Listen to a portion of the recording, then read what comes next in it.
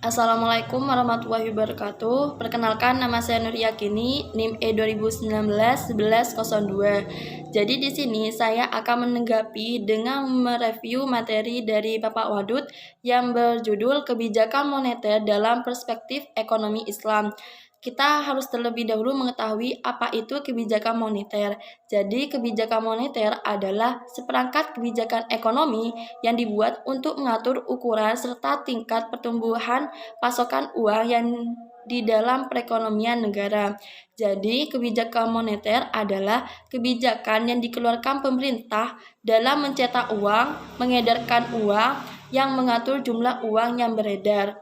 Jadi, jenis-jenis moneter ini ada dua, yaitu kebijakan moneter ekspansif dan kebijakan moneter kontraktif, di mana kebijakan moneter ekspansif adalah kebijakan yang diambil untuk meningkatkan jumlah uang yang beredar. Tujuannya untuk mengatasi pengangguran dan meningkatkan daya beli masyarakat.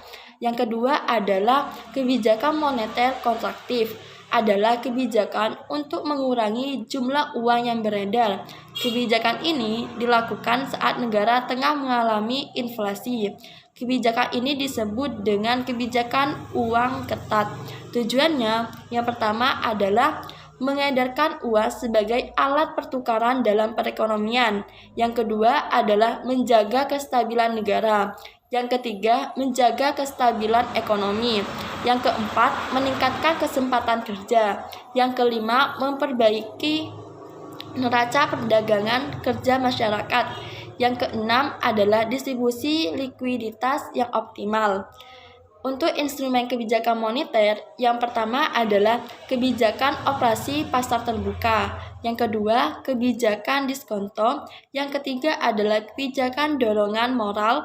Yang keempat adalah kebijakan cadangan kas. Yang kelima adalah kebijakan kredit ketat. Yang keenam adalah penyesuaian tingkat suku bunga.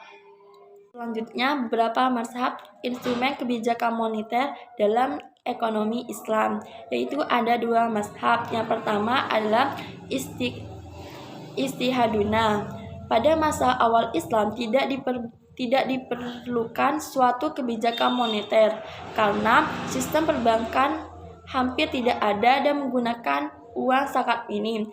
Jadi tidak ada alasan yang memadai untuk melakukan perubahan-perubahan terhadap penawaran akan uang melalui diskresioner. Yang kedua adalah mazhab mainstream. Tujuan kebijakan moneter pemerintah adalah memaksimalisasi alokasi sumber daya untuk kegiatan ekonomi produktif. Al-Quran melarang penumpukan uang karena membuat uang tersebut tidak memberikan manfaat terhadap peningkatan kesejahteraan masyarakat.